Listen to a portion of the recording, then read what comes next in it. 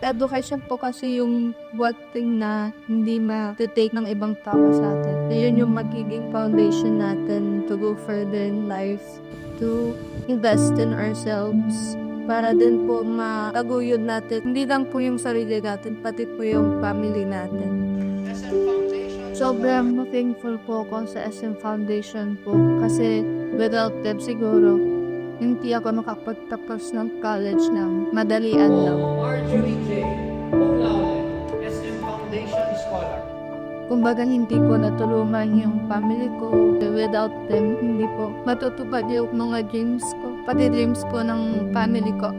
Pangako ko po sa sarili ko na kung tatrabaho po ko, gusto ko po na mag-ipon para magkaroon po kami ng sariling bahay. Para din na po kami magkapahiwalay tuwing Pasko.